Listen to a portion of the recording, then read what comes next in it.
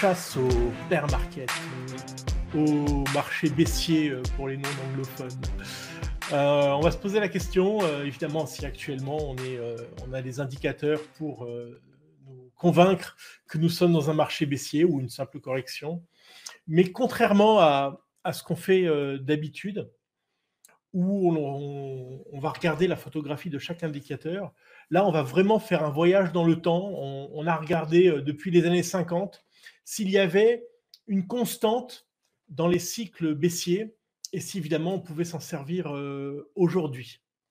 Donc voilà notre thème. Je crois qu'il était à propos de ressortir le sujet aujourd'hui, enfin aujourd'hui, en tout cas en ce moment, les marchés étant globalement en baisse depuis le début de l'année. J'ai noté quelques chiffres. Le S&P 500 en baisse seulement de 5%, le Nasdaq de 10%, l'Eurostoxx 50 de 10% également. Et seul, d'un point de vue sectoriel, les secteurs défensifs n'ont pas réellement joué leur rôle. Et seul le secteur de l'énergie affiche une hausse, mais une hausse conséquente. Alors, le secteur de l'énergie, vous savez que c'était un peu notre dada, notre chouchou depuis quelque temps. Il est en hausse de 30%. Au niveau des zones géographiques, je crois que seule l'Amérique latine est en hausse depuis le début de l'année. Et c'est là encore, évidemment, une histoire de matières premières. Alors, évidemment, on ne va pas trouver un indicateur qui va nous dire feu rouge, tac, faut vendre, feu vert, on achète. Évidemment, ça serait trop simple.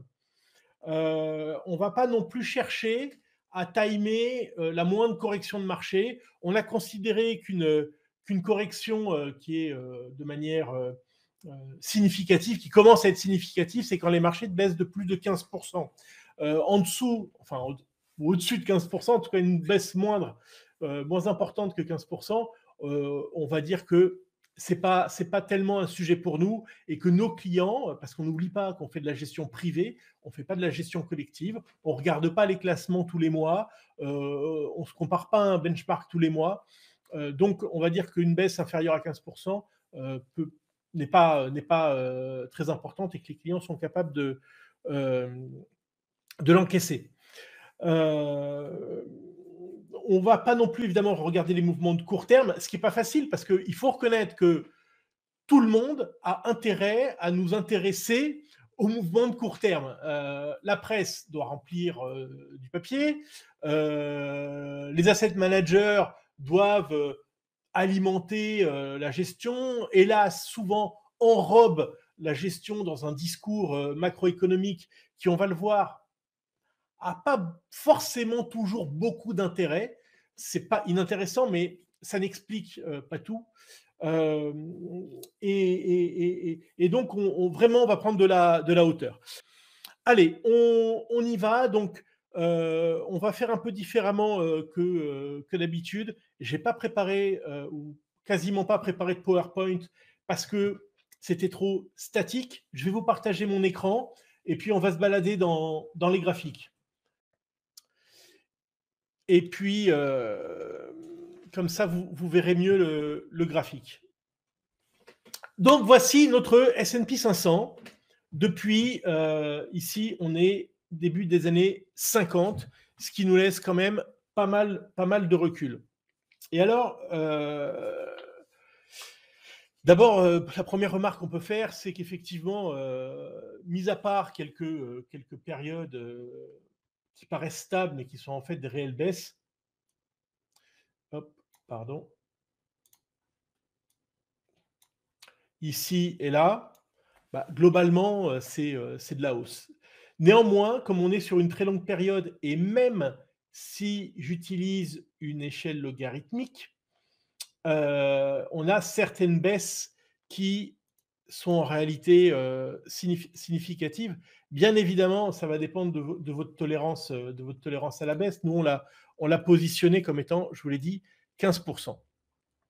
Alors, voilà toutes les baisses de plus de 15% depuis donc les années 50. Il y en a une quinzaine. Alors, pour le coup, je suis sûr que vous ne voyez pas les petits chiffres parce que vous avez le niveau des baisses. Mais globalement, Les baisses les plus importantes, vous les voyez, hein, c'est les années 2000, 2008, le début des années 70,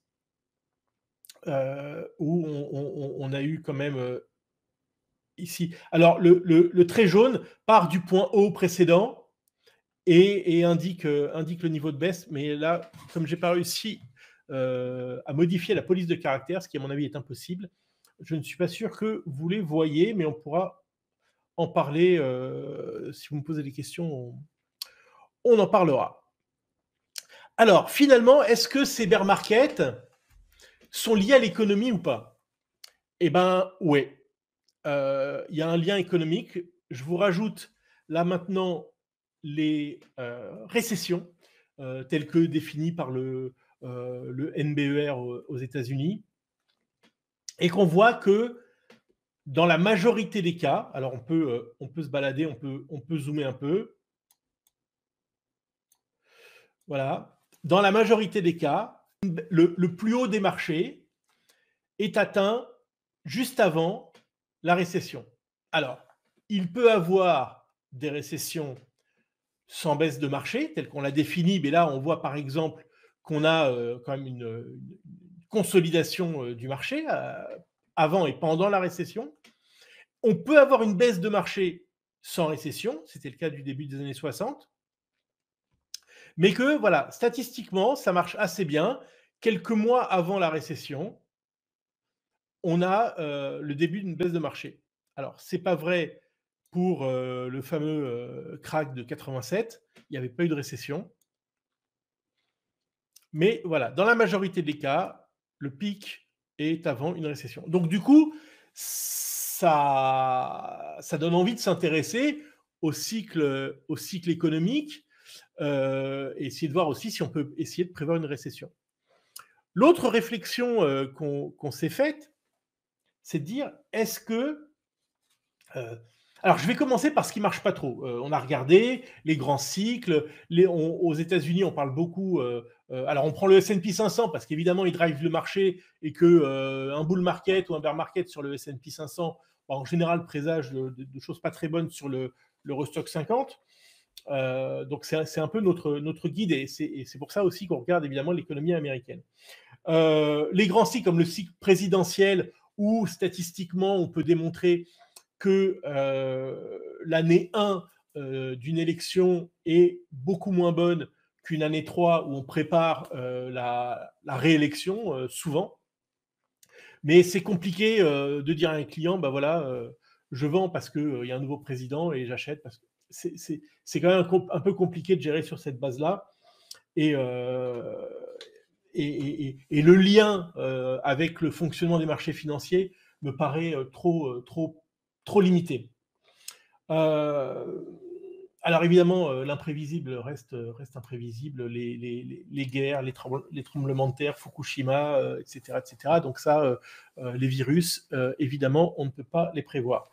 Mais il y a quelque chose qu'on nous raconte beaucoup, c'est la valorisation. Il faut acheter un marché qui n'est pas cher et vendre un marché qui est cher. Eh bien, quand on met cette assertion à l'épreuve du temps, on s'aperçoit que ça ne marche pas si bien. Je vous ai donc ce coup-ci rajouté le price earning de Shiller, donc qui se lit sur l'échelle du milieu. Alors les graphiques, je vais les faire apparaître et disparaître pour que ça reste toujours à peu près lisible, mais les échelles, elles, restent là. Donc la courbe orange, le PE de Shiller, se lit sur l'échelle ici du milieu où il y a ma souris. Et on s'aperçoit lorsqu'on décortique ce graphique, je vous rajoute les commentaires, c'est que ça ne suffit pas de dire je vais vendre quand les marchés sont chers parce que, par exemple, le bear market ici, c'est fait avec une valorisation basse et qui était déjà en baisse.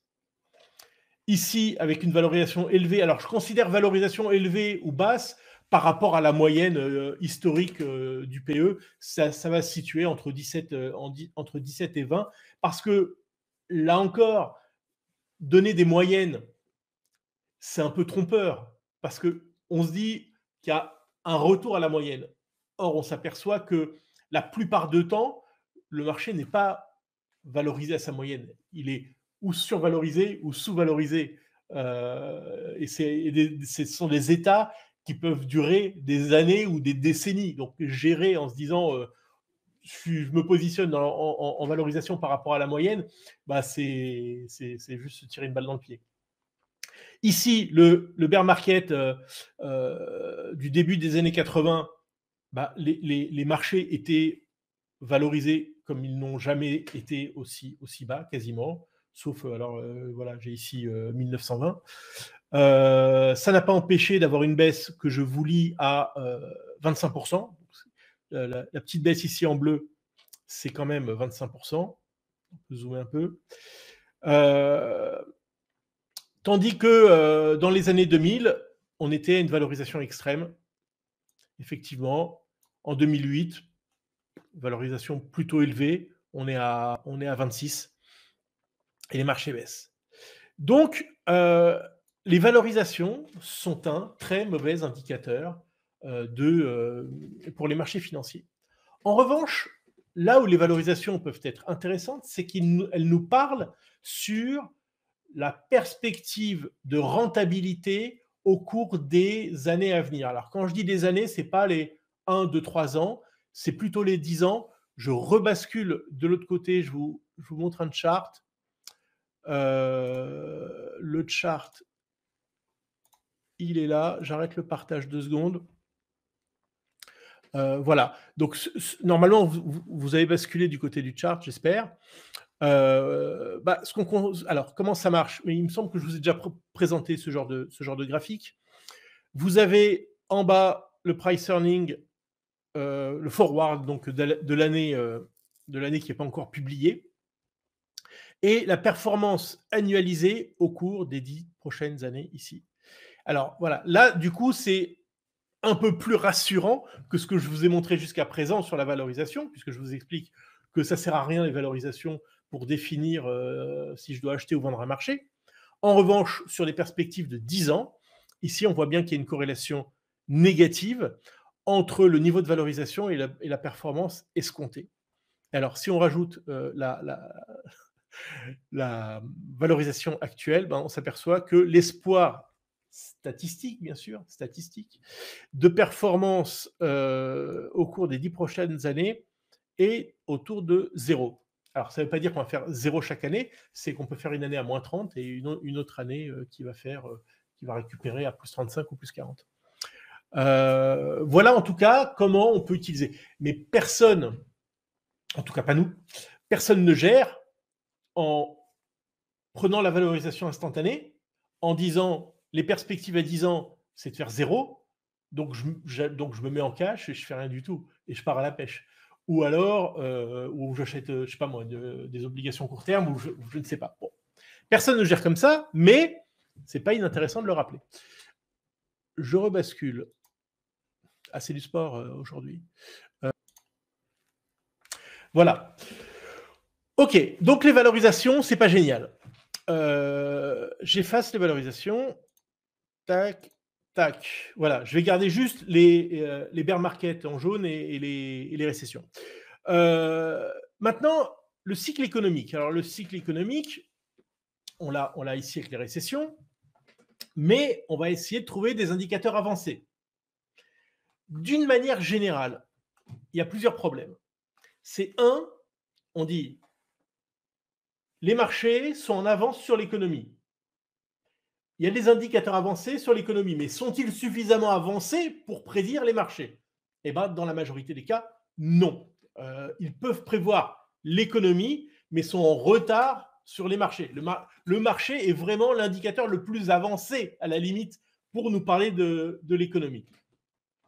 Parce qu'en plus, un certain nombre d'indicateurs avancés, et je pense au Leading Economic Index, le LEI, qui est beaucoup regardé aux États-Unis, qui, dans ses inputs, prend le comportement lui-même du marché. Donc, c'est compliqué d'essayer de détecter quelque chose qui sert en même temps d'entrée, de données en entrée. On a l'ISM, souvent, qui est considéré comme un indicateur avancé. Je vais vous afficher l'ISM. Ici, donc, en bleu, donc il se lit sur la première échelle, là. Et on va s'apercevoir, alors je vais pas vous faire l'exercice du zoom à chaque fois parce que ça serait un peu long, qu'on peut très bien avoir des marchés baissiers. Ah bah si, je crois que j'avais fait les petits commentaires pour nous faciliter le boulot. Tac, voilà. J'avais commenté. Je remonte un peu dans le temps. Paf. Ici, ce bear market, on a un ISM baissier et inférieur à 50. Ici, il est stable et supérieur à 50. On prend 50, vous le savez sans doute, c'est ce qui délimite, alors c'est l'ISM manufacturier, le niveau de 50 délimite la récession dans le secteur manufacturier. Ce n'est pas une récession générale. On dit qu'en dessous de 50, on est en récession. Donc c'est pour ça que je me base là-dessus. Ici, c'est un ISM stable supérieur à 50. Là, on arrive même à avoir le début d'un marché baissier en 72 avec un ISM haussier et record. Évidemment, on ne va pas rentrer dans l'explication de chaque bear market. On sait bien que c'est le pétrole, etc., etc. Mais voilà, l'ISM n'est en soi pas explicatif. Et donc, c'est compliqué de faire parler, d'une manière générale, des indicateurs avancés. En revanche, et on le fait souvent, on ne va pas le montrer à chaque fois, mais c'est ce qu'on fait souvent, en le retraitant et en prenant son rythme d'évolution, on réussit tout de même à ce qui nous explique. Donc j'enlève l'ISM et je mets... Non, pardon.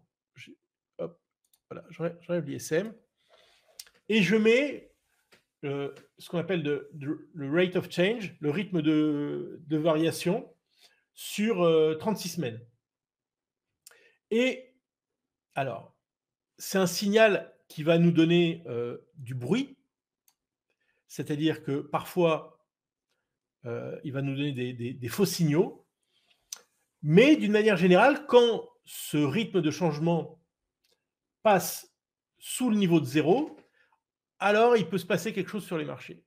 Donc ici, typiquement, ce n'est pas un très bon signal puisqu'il passe négatif. Le négatif, c'est les pointillés. Il passe négatif. Bon, il y a la crise asiatique quelques mois plus tard, mais ici, il passe négatif alors qu'on est vraiment au plus haut. C'est-à-dire que là, on peut vendre presque le jour de la publication. Alors ici, il passe négatif, et du coup, on est des plus bas. Alors, ce qui est intéressant de rajouter comme état d'esprit, c'est est-ce qu'on cherche un point haut ou est-ce qu'on cherche un point bas? On est d'accord que dans la considération, dans le contexte de marché actuel, on est plutôt en train de chercher un point haut qu'un point bas.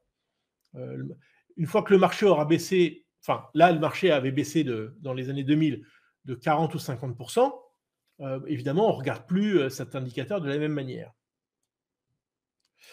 Je continue de me déplacer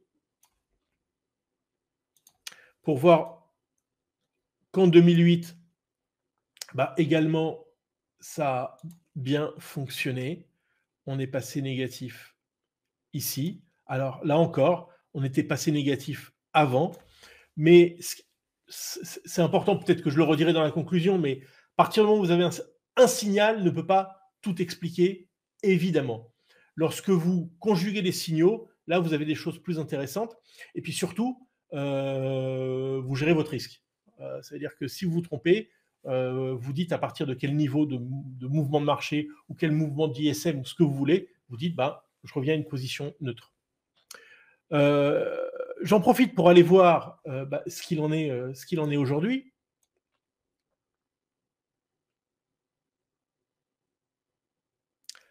Là encore, vous vous souvenez, le marché baisse de 20% fin 2018 parce que Powell est en train d'imaginer qu'il va pouvoir resserrer les taux. Je crois que les taux sont montés combien, 2 ou 3 occasions.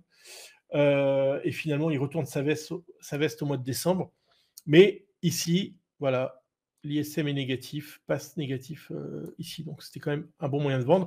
Et donc, je pense ce qui vous intéresse et ce qui nous intéresse tous, c'est de savoir ce qu'il en est aujourd'hui. Et aujourd'hui, je crois que j'en avais parlé à certains d'entre vous que je vois de temps à autre. On est passé négatif ici au mois de novembre. Donc, ça a été un sujet de préoccupation. Et là aussi, pour le coup, ça a bien fonctionné. Je pense que celui qui a vendu en novembre n'est pas malheureux. Donc voilà un indicateur qui donne une information, je trouve, très pertinente, évidemment avec du bruit, mais tout de même très intéressante.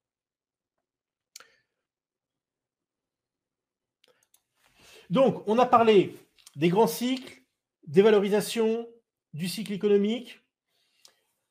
Ce qui est passionnant dans ce métier, c'est qu'on trouve des personnes qui analysent les marchés de façon extrêmement différente et moi que je trouve extrêmement complémentaire. Certains nous disent ce sont des analystes techniques qu'il ne sert pour le coup absolument à rien de faire le travail qu'on vient de faire, c'est-à-dire regarder des indicateurs économiques, et qu'on trouve l'information au sein de la dynamique de prix en elle-même. Et c'est vrai qu'on quand on les écoute, il y a vraiment des choses intéressantes à tirer. Alors, vous avez parlé de RSI, de put-call ratio. Moi, je voudrais vous parler de quelque chose qui est extrêmement simple, qui est une moyenne mobile. Tout le monde connaît le fonctionnement des moyennes mobiles. Et j'ai trouvé, enfin, quand je dis j'ai trouvé, c'est quelque chose, en tout cas, je l'ai testé, et ça donne là encore, il y a toujours un peu de bruit, mais ça donne des signaux intéressants. C'est la moyenne mobile sur 40 semaines. Vraiment une moyenne mobile absolument extrêmement simple, donc que vous voyez ici en jaune. Alors là, pour le coup, pour voir un peu comment elle s'est comportée, on va être obligé de se rapprocher.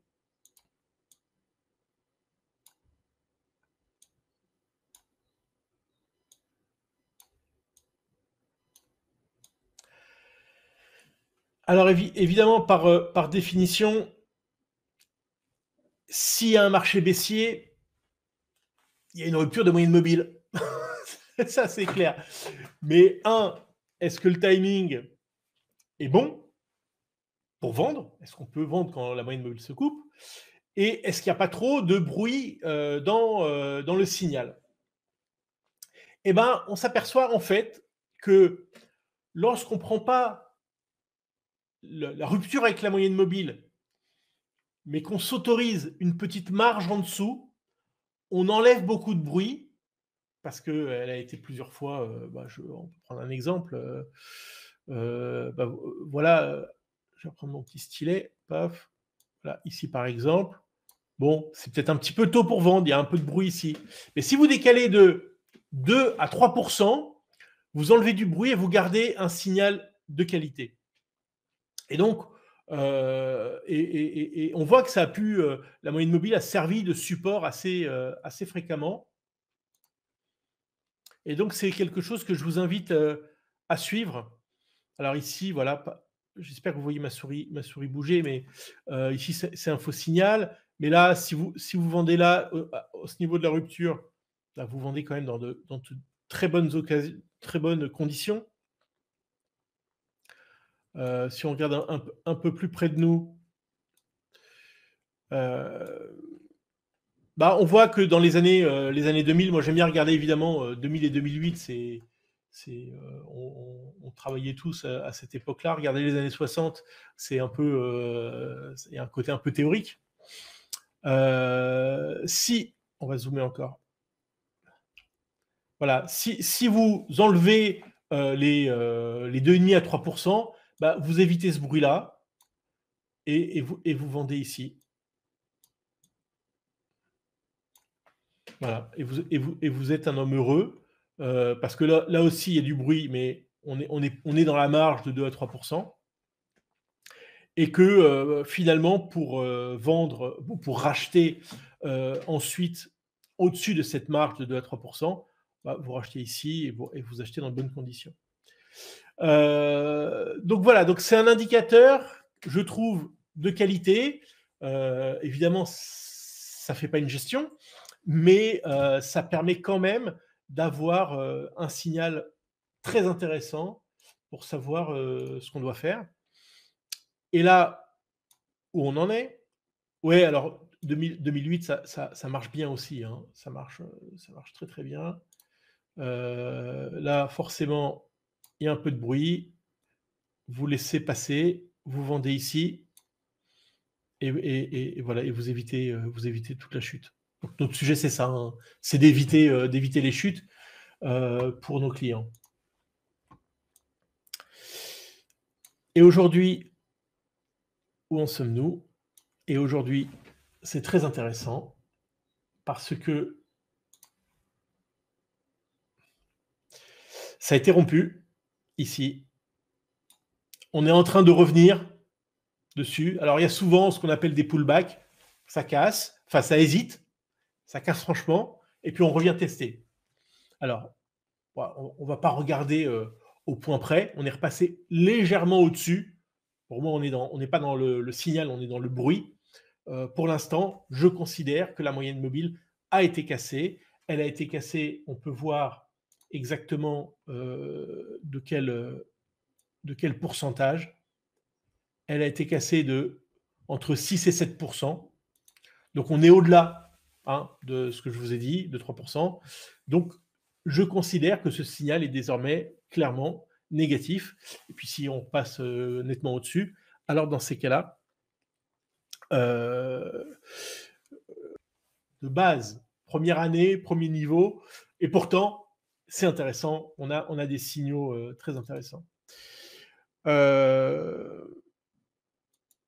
Alors, si vous assistez au webinaire depuis quelque temps, et je suis sûr que la plupart d'entre vous, pour la plupart d'entre vous, c'est le cas, vous savez que un de mes indicateurs favoris, c'est la quantification de la courbe des taux, et du coup, je voudrais qu'on s'arrête là-dessus pour constater une nouvelle fois que ça fonctionne bien. Et donc, ça donne la courbe orange que vous lisez ici, avec les pointillés orange qui sont le 0. Donc, quand c'est sous 0, ça veut dire que les taux à 10 ans sont inférieurs aux taux à 10 ans et on dit que la courbe est plate, voire inversée. Donc, quand on est sous 0, elle est inversée. Et à chaque inversement de la courbe des taux, on a eu derrière un bear market ou une récession, ou les deux. Ça fonctionne ici en 1990. Je vais reprendre. Tac. Alors, là, je mets des bémols à chaque fois, vous avez compris. Elle ne s'inverse pas la veille du bear market. Elle peut s'inverser 3 mois, 6 mois, voire un peu plus que ça, comme c'est le cas ici, donc la fin des années 80, où elle est restée inversée assez longtemps avant qu'on ait un marché baissier.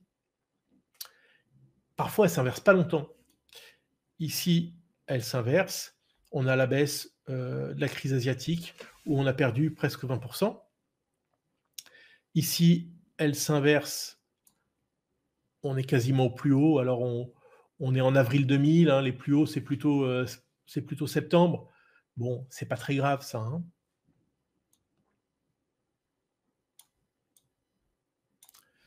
Ici, elle s'inverse encore. Ah, elle commence à s'inverser un petit peu tôt. Hop. Bon. Voilà, elle reste inversée. Et après, vous connaissez la suite, 2008. Et donc, évidemment, tout le monde tous les gens qui pensent que ça a un effet prédictif important, regardent ce graphique parce que... Alors, je rigole parce que elle s'est inversée, je ne sais pas si c'est pendant un jour ou deux, en août 2000. Celui qui a vendu là en août 2000, bon, il a raté la hausse, mais il a évité le Covid. Alors, la courbe des taux ne prévoit pas le Covid, elle n'est pas faite pour ça. Et voilà. Et donc, elle s'aplatit de façon inquiétante. On a l'impression, et j'ai le sentiment, que l'aplatissement total, donc le zéro et l'inversion, est inéluctable si on prend la tendance globalement là, depuis qu'elle commence à s'aplatir depuis avril. On peut timer le moment où elle sera à zéro autour du mois de mai. C'est demain, quoi. Donc un élément d'inquiétude. Il y a un autre endroit de la courbe qui est assez intéressant de regarder. C'est pas, là on a regardé l'écart entre le 10 ans et le 2 ans, c'est l'écart entre le 5 ans et le 3 ans qui a un historique de réussite, bon, je ne vous l'ai pas montré là, mais qui a un historique de réussite encore un petit peu plus élevé que le 10 ans, 2 ans. En tout cas, ça donne une information très, très importante. Il y a concernant, alors pour ceux qui ne seraient pas encore convaincus sur cette quantification de la courbe des taux, je voulais vous montrer autre chose que j'ai trouvé très, très sympathique. Oh, où il est passé? Ah, le voilà. Tac. Alors, on va s'arrêter 2 minutes là-dessus parce que je trouve ça assez rigolo. Vous avez ici, en rouge, ok, merci. Donc, vous avez à gauche, en rouge, la quantification de la courbe des taux, donc le petit dessin que je vous ai fait tout à l'heure en vert, et puis à droite, le S&P 500. Et vous allez avoir un petit film, je peux le faire démarrer.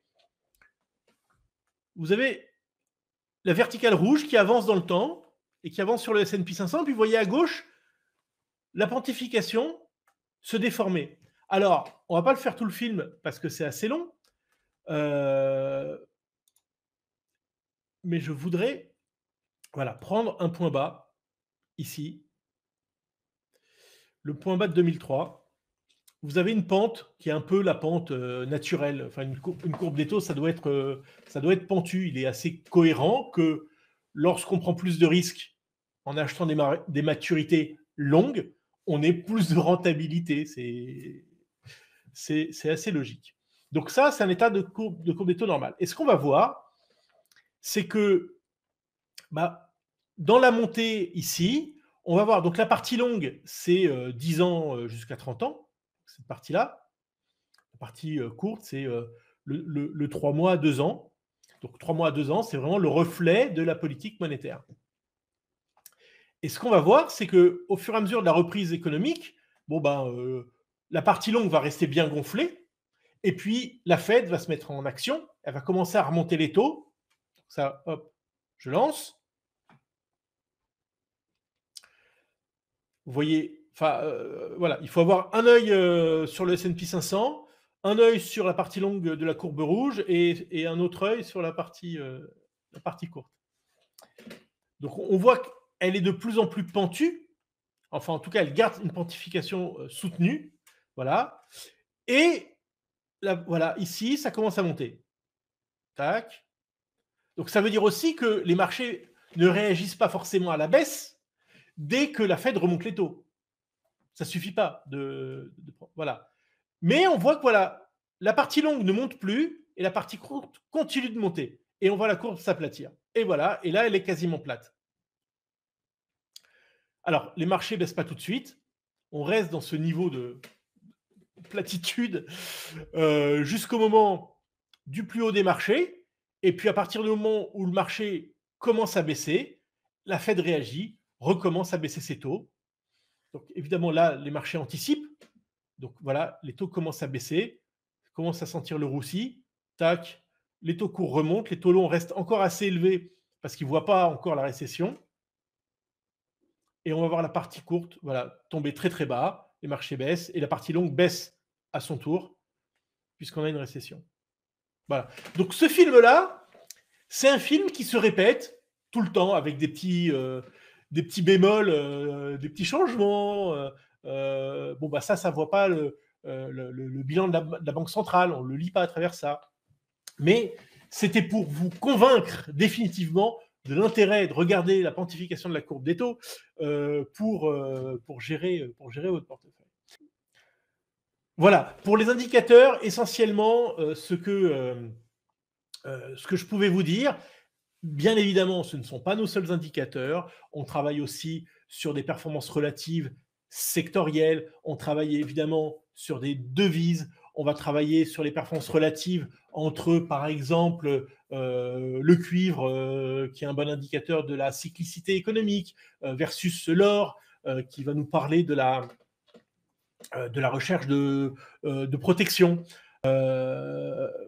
On aura l'occasion sans doute de revenir vers un webinaire où on va aller de manière plus extensive dans l'ensemble de nos indicateurs. Mais là, je voulais vraiment faire un voyage dans le temps quelque part. Je vais prendre encore 5 minutes pour vous dire que nous, on utilise ces indicateurs pour gérer vraiment... Alors évidemment, on s'en sert pour gérer nos allocations discrétionnaires. C'est une évidence, mais on va également gérer une allocation quantitative que certains d'entre vous connaissent, qui s'appelle FlexQuant, et qu'on gère exclusivement sur la base de ces indicateurs-là.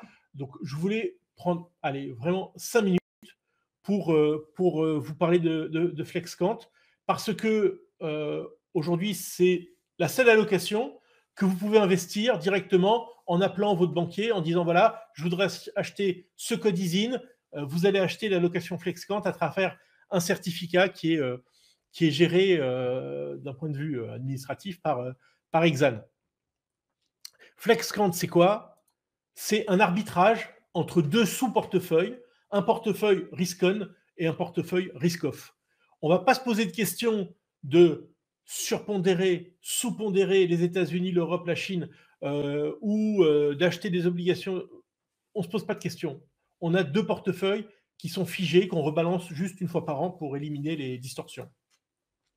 Et on va utiliser nos indicateurs, ceux que je vous ai présentés et quelques autres, pour pondérer ces deux poches. On va dire que naturellement, l'allocation, elle doit être 100% actions. Les actions, c'est ce qui performe le mieux à long terme. Et puis, en fonction des feux orange et rouge qui vont s'allumer, on va venir baisser l'allocation. De deux manières. Alors, il y a la mère de tous les indicateurs, la quantification de la courbe des taux, qui vient réduire soit de 50% ou même de 100% l'exposition à la base risk-on si ça s'inverse. Et puis, vous avez des indicateurs, soit économiques, financiers, ou évidemment chartisme, on vient d'en parler, qui vient décrémenter l'exposition à risk-on de 10 points ou 15 points. Alors, je vous ai mis en blanc ceux qui aujourd'hui étaient en roux, ceux qui avaient un indicateur rouge, je vous ai indiqué en blanc qu'on avait donc réduit, qu'aujourd'hui, l'exposition, elle est sur risque... peut-être que j'ai un slide là-dessus. Non, je ne l'ai pas, c'est pas grave. Elle est à 65% risk off et à 35% risk on. Quand on backteste cette approche, on s'aperçoit qu'on évite évidemment les bear markets. C'est vraiment construit pour ça. Je vous ai présenté qu'à partir de 2007, mais vous auriez vu que s'il y avait plus, j'avais fait le travail jusqu'en 2000, on a évité également 2000 ici, et qu'on a réduit du coup dans de très bonnes conditions l'exposition action, voilà, qui désormais est ici à 35 au mois de mars. Ce qui est assez satisfaisant, c'est que vous avez en bleu donc FlexQuant, tac, en rouge les deux sous-portefeuilles. Ce qui est assez satisfaisant, c'est de voir qu'on fait mieux qu'un investissement 100% risk-on ou 100% risk-off. La plus mauvaise année, c'est 2020. Évidemment, c'était compliqué de prévoir le Covid. Et que depuis le début de l'année, l'allocation affiche une performance positive. Et ça aussi, c'est très satisfaisant, puisque je vous le rappelle, tous les marchés, grosso modo, sont en baisse depuis le début de l'année, qu'ils soient actions ou obligataires. Donc le certificat s'appuie sur cette allocation. Ce qu'on a voulu faire quand même, c'est de garder un peu de discrétionnaire pour tilter un peu la performance. Donc on a une poche discrétionnaire entre 0 à 10%, vous voyez, c'est pas beaucoup, et de 90 à 100% sur l'allocation FlexQuant. Et c'est d'ailleurs pour ça que depuis le début de l'année, le certificat est à moins 0,46. Donc, la gestion discrétionnaire a un petit peu dégradé la performance depuis le début de l'année. Je vous ai mis un extrait du contenu. Le code ISIN, paf, il est là. Allez, parce que vraiment, je vous aime. Je vous le retape parce qu'évidemment, vous n'allez pas pouvoir faire un copier-coller à partir de ce que vous voyez là. Très prochainement, vous aurez un lien qui va vous permettre de suivre en direct les performances du certificat. Il est pour l'instant seulement disponible sur Bloomberg, ce qui est peut-être insuffisant pour les non-professionnels d'entre vous. Voilà. On va reparler de FlexQuant, on reparlera du certificat. Le certificat s'appelle, on aurait pu l'appeler FlexQuant, mais j'ai voulu intégrer le nom ETF Finance dedans, donc il s'appelle ETF Finance International Flexible. Voilà, on ne se refuse rien chez nous. Voilà, j'en ai terminé pour cette présentation, un peu plus longue que d'habitude. En synthèse, tu es bear à 6-12 mois. En synthèse, très honnêtement, j'ai rarement été aussi bear qu'aujourd'hui. Voilà, on va dire clairement. Le marché, c'est être bear quand les marchés perdent 20, 30, 40%, c'est facile, ça fait la une des échos. On dit, bah ça y est, je suis bear. Bon. Aujourd'hui, le marché me paraît être sur la corde raide et on est, comment dire, voilà, on est très, très, très, très baissier, très, très, très prudent. Du coup, vers quoi aller? Alors, là, il y a une, comment dire, on a fait un choix. Un choix parce qu'on considère, et c'est ce que nous raconte le marché, le marché nous dit les anticipations d'inflation à long terme restent ancrées. Donc, les inflations CPI affichées à 7, 8, 9%, normalement, doivent très rapidement rebaisser. C'est notre hypothèse. Si cette hypothèse de travail tient, évidemment, on est prêt à la remettre en cause, mais si cette hypothèse de travail tient, on ne devrait plus avoir encore longtemps une baisse concomitante des actions et des obligations. Notre choix, notre conclusion, est de dire les actions doivent baisser et les obligations doivent de nouveau servir de hedge à la baisse des actions. Donc, on achète des emprunts d'État. On a fait le webinaire la semaine dernière sur le sujet, sur nos convictions. On achète des emprunts d'État à long terme, emprunts d'État américains, qui ont le potentiel de baisse le plus important. Et donc, c'est absolument pas consensuel de vous dire ça, mais c'est actuellement la position qu'on a prise dans les portefeuilles. On peut se retrouver tous les mercredis entre midi et 13h, en général 12h50, sur RCJ 94.8, podcast Parlons peu, parlons bourse, disponible sur toutes les plateformes de streaming et sur notre site retail Luxavie. Merci à tous, très bon week-end ensoleillé. Et j'ai vérifié ce coup-ci, il fait beau à Bordeaux. Je ne sais plus qui habite Bordeaux, mais la semaine dernière, j'avais pris un exemple. Oui, j'ai vu, il fait beau à Bordeaux. Vous voyez à quel point je prépare mes webinaires. Allez, ciao à tous.